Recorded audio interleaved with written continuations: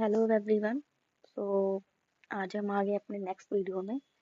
जैसे कि पहले हमने ऑलरेडी बहुत सारे क्वेश्चन इस पर डिस्कस किए हैं, तो उस वीडियो को आगे कंटिन्यू करते हैं जिसमें हम बिहार टीचिंग एग्जाम्स के मैथ्स के प्रीवियस ईयर के क्वेश्चन सॉल्व कर रहे हैं, टीआरई 4.0।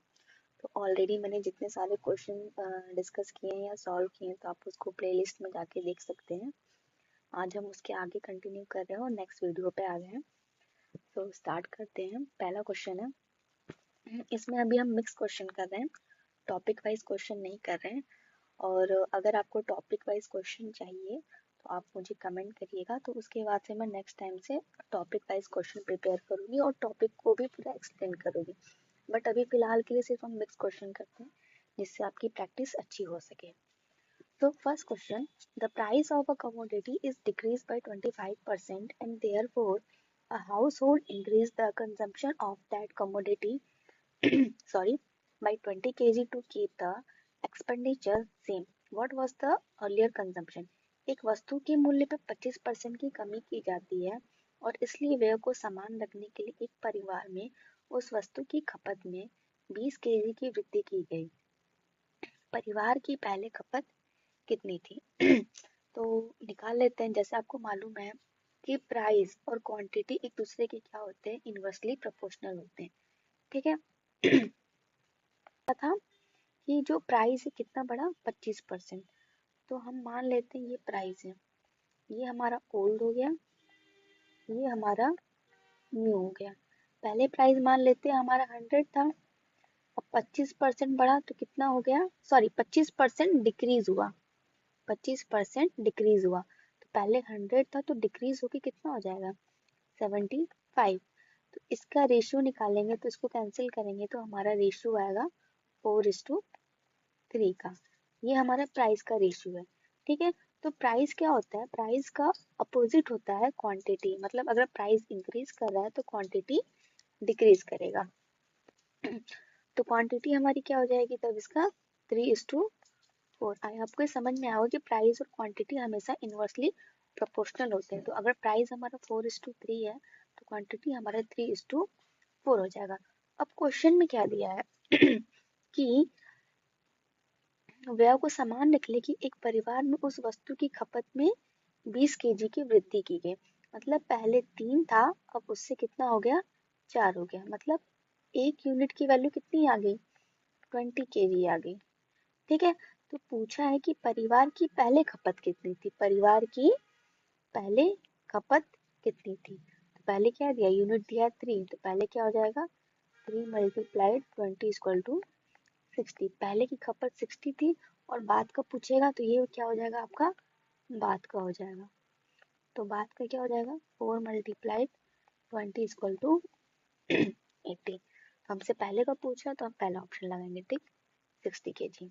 नेक्स्ट क्वेश्चन है, पी क्यू और 3 संख्याएं हैं, पी का 30% क्यू के 15% के बराबर है, क्यू का 20% आर के 10% के बराबर है। तो आर पी से कितना अधिक है। There are 3 numbers p q and r, 30% of p is equal to the 50% of r। 30% जो p का है वह q के 15% के बराबर है। ठीक। अब इसको हम सॉल्व कर लेंगे, p अपॉन q यहाँ पे आ जाएगा 15% अपॉन 30%। तो परसेंट से परसेंट कैंसिल हो जाएगा तो ये आएगा 15/30, मतलब 1/2। उसके बाद क्या कह रहा है, 20% ऑफ क्यू, मतलब 20% क्यू का बराबर है 10% आर के। तो परसेंट से परसेंट कैंसिल हो गया तो Q upon R equal to आया 10/20।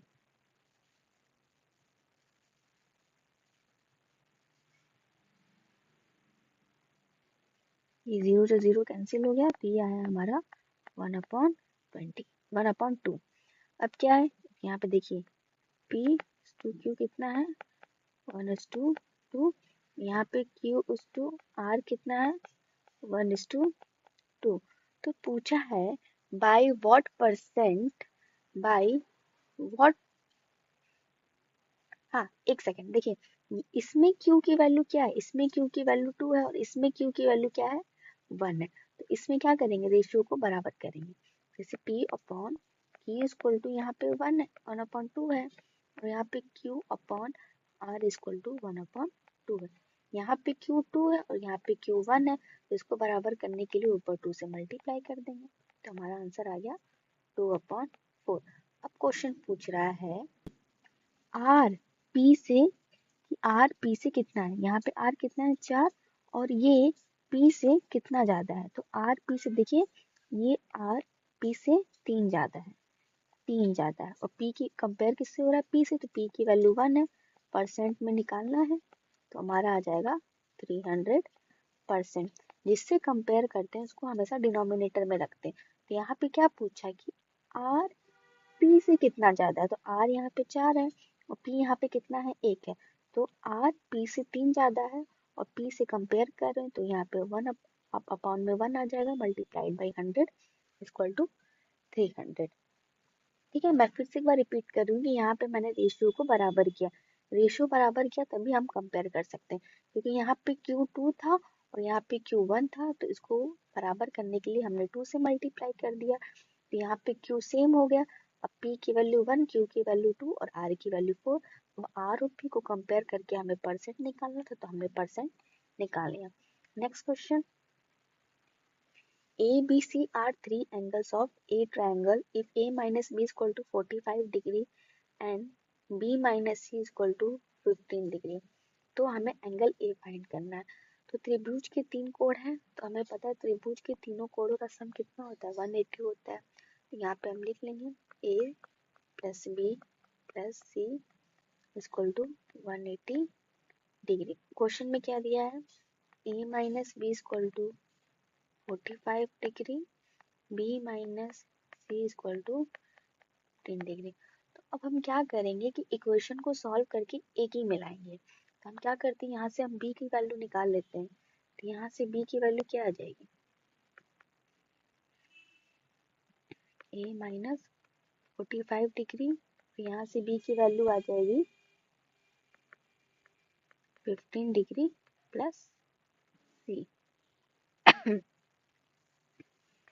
ठीक है, तो अब इसके बाद हम सॉल्व करते हैं, नहीं एक सेकेंड, यहाँ पे क्या करते हैं, हम क्या करेंगे, कुछ यहाँ पे जैसे हमने क्या किया, इसमें हम A की वैल्यू निकालेंगे और इसमें C की वैल्यू निकालेंगे, तो इसलिए कि हम इक्वेशन को इजी बनाने के लिए ऐसा करेंगे कि हम सारे इक्वेशन को एक ही में कन्वर्ट कर दें। एक में कन्वर्ट कर देने का मतलब हम सबको B में कन्वर्ट कर देंगे।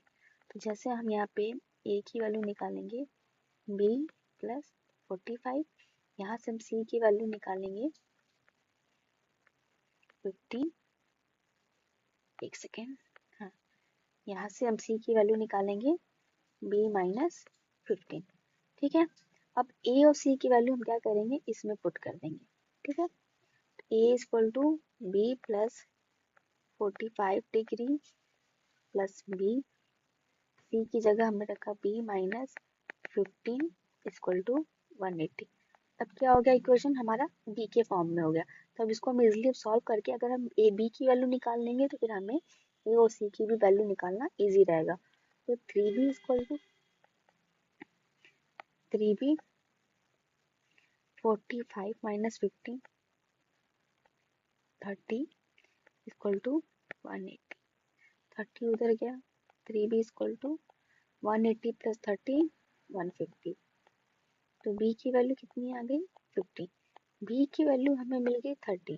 फाइंड किसका करना था हमें, A का, तो इसमें वैल्यू रख देंगे A minus B equal to 45 degree, A minus 50 equal to 45 degree, तो A इक्वल टू 5 उधर गया, 50 प्लस 45 इक्वल टू 95 डिग्री। हमारा आंसर आ गया 95। आप C की भी वैल्यू निकाल सकते हैं। C की वैल्यू क्या है, B minus C, B minus C equal to 50 degree, B value is given 50 minus C equal to 50। तो C की वैल्यू क्या आ जाएगी 50 माइनस 15। तो इसको आप सॉल्व करेंगे तो हमारा C का आंसर निकल जाएगा, यहाँ पे 5 आया 35। ये हमारा आ गया सी का। क्वेश्चन में ए की वैल्यू पूछी थी तो ए की वैल्यू कितनी आ गई 95 डिग्री, सी की वैल्यू आ गई 35 degree. Next question, if the cost price is 72% of selling price, then what is the percentage of profit correct to decimal places? इसमें जो आंसर आपको निकालना है correct to decimal two place तक निकालना है। तो बहुत इजी क्वेश्चन है। पहला बोला है कि जो क्रय मूल्य है विक्रय मूल्य का 72% है, means cost price equal to 72% of selling price. तो cost price upon selling price equal to 72 upon 100। अब इसको सॉल्व करके हम इसका रेशियो निकाल लेंगे। तो इसको हम क्या करते हैं, सॉल्व करते हैं। तो इसको मतलब पहले कट करेंगे। तो 4 से क्या, 4 3 4, 4 32, ये हमारा 18 अपॉन 25।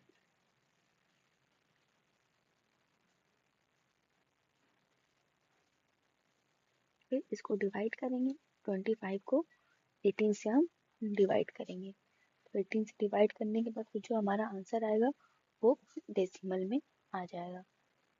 ये क्या है, लाभ पूछा है ना, लाभ पूछा है। तो जैसे हाँ, इसको जब हमने लिखा 72 अपॉन 100, ठीक है।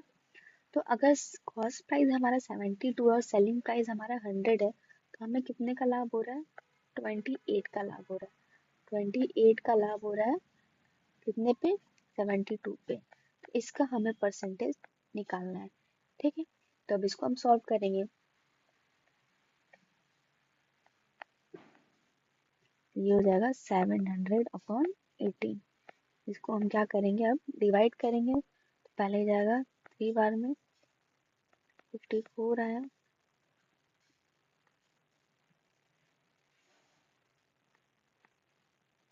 इसको सॉल्व करेंगे तो 10 में से 4 गया, यहाँ पे आया 6, 10 में से 4 गया 6, यहाँ पे 6 में से एक सॉरी, अब ये 0 आ जाएगा। अब कितनी बार में जाएगा, आई थिंक 8 बार में। 8 8 64, लगा 86, 8 1 14, ठीक है। 10 में से 4 गया 6, 5 में से 4 गया 1, यहाँ पे 0 लगा। तो आप यहाँ देखिए, यहाँ पे कितना आया, 38 आया।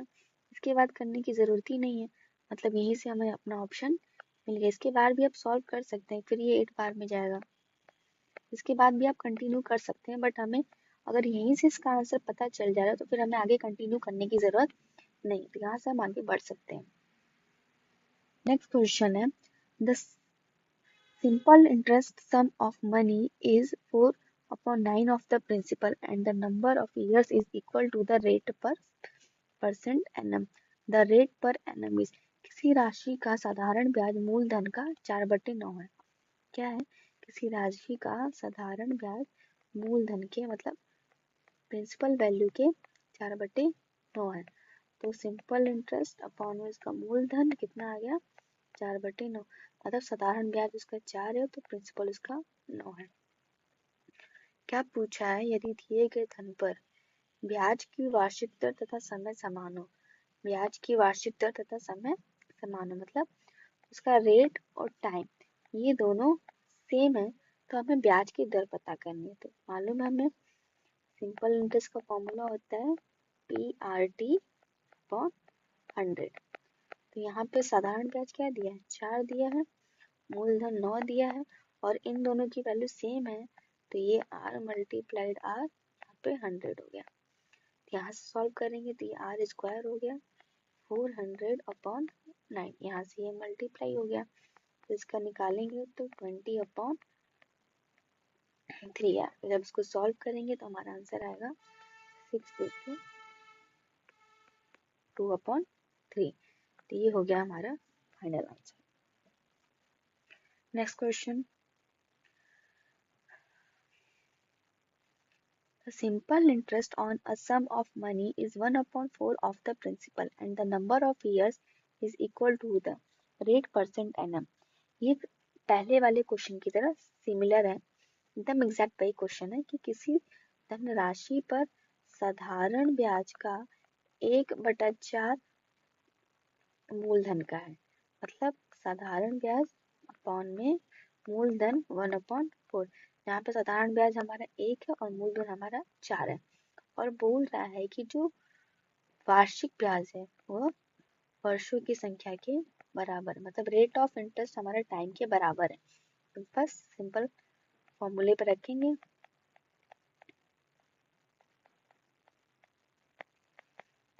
सिंपल इंटरेस्ट हमारा 1 है, प्रिंसिपल वैल्यू हमारी 4 है, ये दोनों इक्वल है तो ये स्क्वायर हो जाएंगे अपॉन में 100।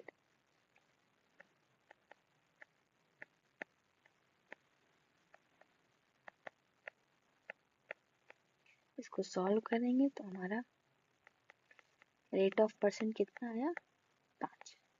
ये आया हमारा 5%। नेक्स्ट क्वेश्चन,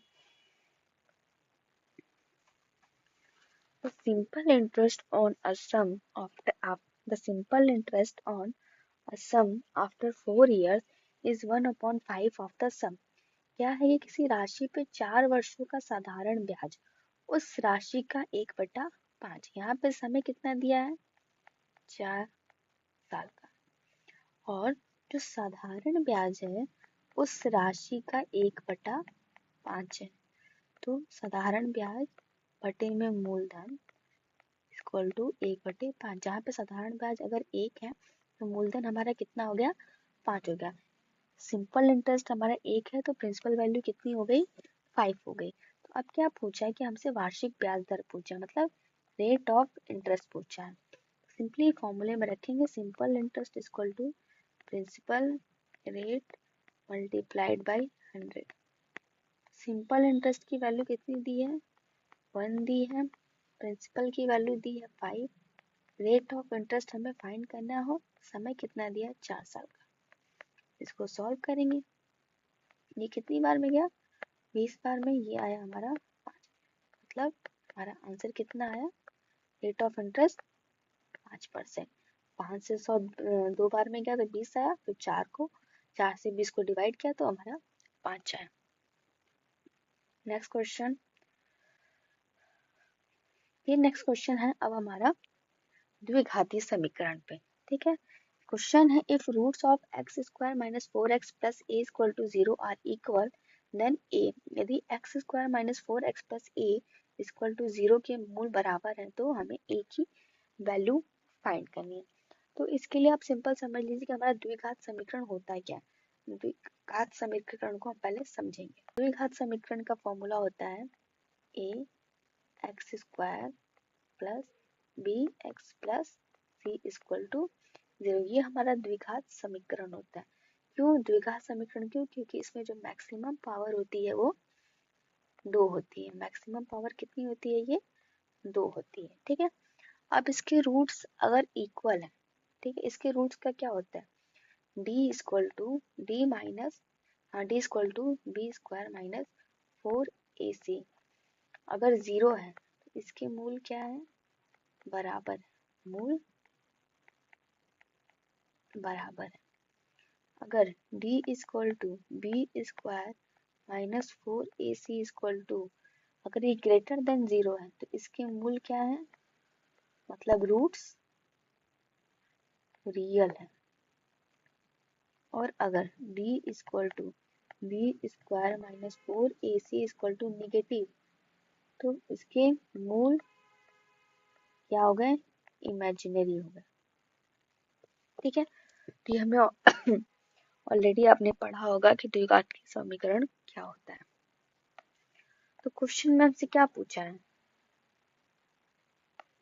क्वेश्चन में बोला है कि उसके जो द्विघात समीकरण है उसके मूल क्या है, बराबर है। तो सबसे पहले हम क्या करेंगे, ये जो समीकरण है इससे हम तुलना करेंगे, कंपेयर करेंगे। हमारे क्वेश्चन में क्या दिया, x² - 4x + a = 0। यहाँ पे a की वैल्यू क्या दी है, 1, b की वैल्यू दी है -4, c की वैल्यू दी है a। फॉर्मूले पे अब हम रखेंगे, फॉर्मूले पे हम रखेंगे तो हमारा फॉर्मूला क्या है, d = b² -4ac, जहाँ पे ये क्या होगा, b² - 4ac = 0 होगा।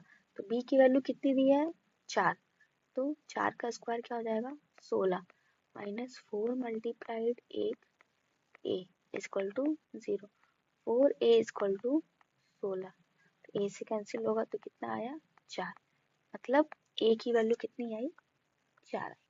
ठीक है, आई होप आपको क्वेश्चन समझ में आया होगा। इस फॉर्मूले पे रख के कंपेयर करेंगे और इसका मूल निकालेंगे। क्वेश्चन नंबर 9 में क्या है, which of the following equation has equal roots. इसमें आपको फाइंड करना है कि किस इक्वेशन के रूट्स इक्वल है। तो जिसकी वैल्यू 0 आ गई तो वो क्या हो जाएगा, इक्वेशन में इक्वल रूट हो जाएगा। जैसे यहाँ पे a की वैल्यू दी है 3, a की वैल्यू दी 3, b की वैल्यू दी है -6, c की वैल्यू दी है 2, a की वैल्यू यहाँ पे 1, b की वैल्यू -8, c की वैल्यू 8, यहाँ पे a की वैल्यू है 3, b की वैल्यू -6, c की वैल्यू 3, यहाँ पे a की वैल्यू है 4, b की वैल्यू है -8, c की वैल्यू है 2। तो b² - 4ac = अगर 0 आ गया तो उसके रूट्स इक्वल हो जाएंगे। तो पहला चेक करते हैं,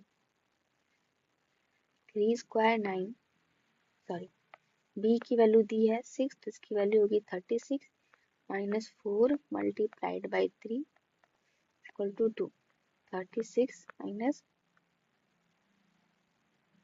3 = 12, 12 2 = 24।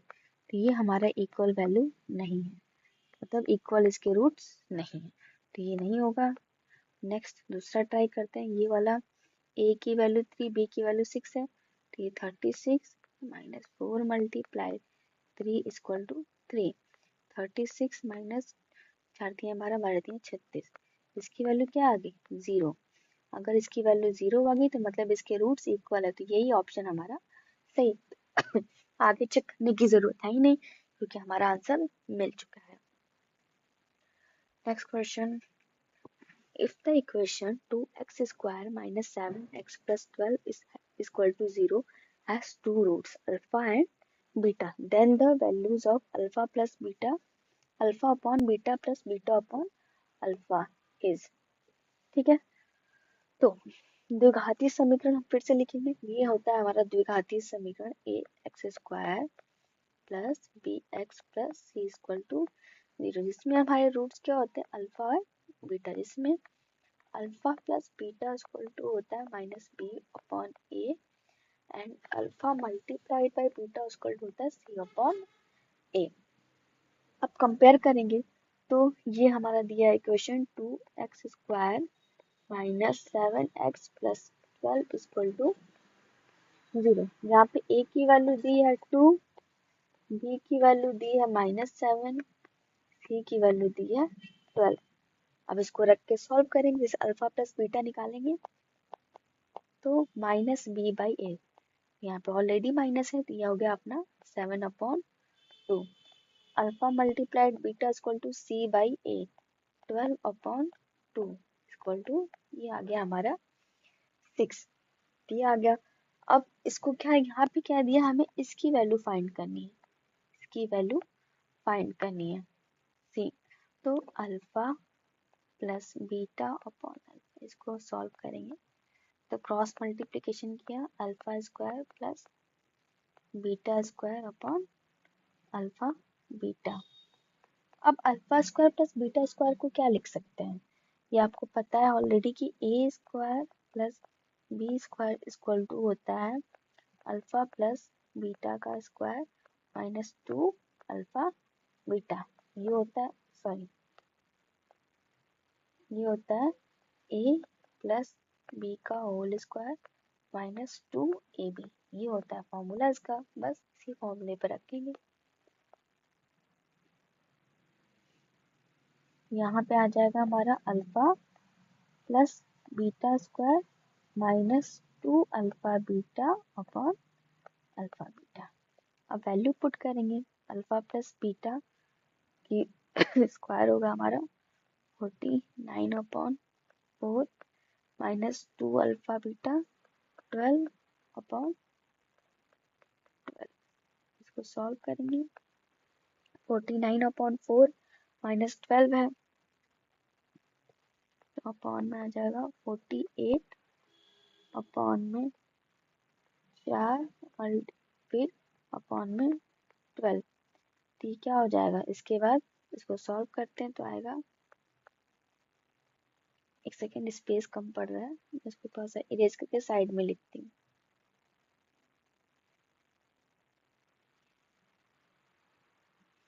फोर्टी 9 माइनस ये आ गया हमारा 48, नीचे आ गया हमारा 4 अपॉन में आ गया 12। ठीक है, तो इसको आप आगे सॉल्व कर लीजिएगा तो आपका आंसर आ जाएगा। यहाँ पे स्पेस थोड़ा कम पड़ रहा है।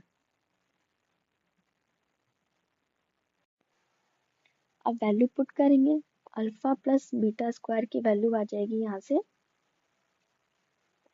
49 upon 4 minus 2 alpha beta 12 upon alpha beta की वैल्यू 6। इसको सॉल्व करेंगे तो 49 माइनस 48 अपॉन 4 मल्टीप्लाइड बाई 6। इसको सॉल्व करने पे आया हमारा आंसर 1 अपॉन 24। तो ऑप्शन क्या हो गया हमारा, ये हो गया। नेक्स्ट क्वेश्चन है, if the two lines px plus 6y plus 3 is equal to 0 and 2x plus cube y plus 3 have infinite solution। तो इसके लिए पहले आप समझ लेते हैं कि इसको कैसे सॉल्व करते हैं। ठीक है, तो अगर हम इक्वेशन है, ठीक है, तो उन इक्वेशन को पहले कंपेयर करते हैं। जैसे a1 x plus b1 y plus c is equal to 0, a2 x plus b2y plus c is equal to 0। ठीक है, यहाँ पे c1 हो जाएगा या c2। तो कंपेयर कर, अगर a1 upon a2 is equal to b1 upon b2 अगर ये है तो हमें क्या मिलेगा, अनइक्वल इक्वेशन मिलेगा, अनइक्वल सोल्यूशन मिलेगा। ठीक है, और अगर a1 upon a2 is equal to b1 upon b2 is equal to c1 upon c2 है तो हमें क्या मिलेगा, इनफाइनाइट सोल्यूशन मिलेगा, इनफाइनाइट सोल्यूशन मिलेगा। और अगर हमारा आ रहा है b1 upon b2 is not equal to c1 upon c2 means no solution, ये कंडीशंस है। ठीक है, तो इस कंडीशन के अकॉर्डिंग हम रख के सॉल्व करते हैं। तो क्वेश्चन में हमसे क्या पूछा है कि इनफाइनाइट सोल्यूशन होनी चाहिए, क्या होनी चाहिए, इनफाइनाइट सोल्यूशन होनी चाहिए। तो पहले हम इक्वेशन लिखते हैं। पहला इक्वेशन क्या है, px plus 6y plus 3 is equal to 0। दूसरा है 2x plus qy plus 3 is equal to 0। यहाँ पे a की वैल्यू a1 दी है, p, b1 6, c1 3। यहाँ पे है a1 2 b1 q और c1 दिया है आपका 3। तो इनफाइनाइट सोल्यूशन के लिए क्या करेंगे, इनफाइनाइट सोल्यूशन के लिए ये वाला अप्लाई करेंगे। करते हैं वैल्यू में रख के a1 upon a2 p upon 2 equal to b1 6 upon q 3 upon 3। तो पहले ये वाला पार्ट लेके सॉल्व करते हैं। तो यहाँ पे आया 6 upon q equal to 3 upon 3, 3 cancel हो जाएगा। तो q की वैल्यू कितनी आई, q की वैल्यू आई 6, q की वैल्यू 6 आ गई। अब क्या करेंगे, तो p upon 2 equal to 6 upon q। तो q की वैल्यू ऑलरेडी 6 आई है तो वैल्यू पुट करेंगे p अपॉन 2 6 अपॉन 6, ये कैंसिल हो गया। p की वैल्यू आ गई 2। अब क्वेश्चन में आपसे क्या पूछा है, p एंड q की वैल्यू पूछा है, p and q, p and q। तो p की वैल्यू आई 2, q की वैल्यू आई 6। तो मतलब हमारा ऑप्शन क्या हो जाएगा, 6 2 अपॉन 6, ये हमारा आंसर हो जाएगा। जब आप अपना आप ऑप्शन टिक करेंगे तो चेक कर लेंगे पहले पी पूछा है कि पहले क्यू पूछा है। ऐसा ना हो कि आपने क्यू की वैल्यू पहले रख दी तो आपका ऑप्शन गलत हो सकता है। तो पी एंड क्यू का मान पूछा है तो 2/6 हो जाएगा। आई होप आपको मेरी वीडियो पसंद आई होगी। एक्चुअली थोड़ी तबीयत मेरी ठीक नहीं तो इसलिए मुझे थोड़ा कफिंग हो रही थी, तो इसलिए वीडियो में थोड़ा डिस्टर्बेंस हो रहा था। अदरवाइज अगर आपको और भी वीडियोस चाहिए किसी टॉपिक से रिलेटेड तो please comment in the box and like and subscribe my channel and kindly please share it.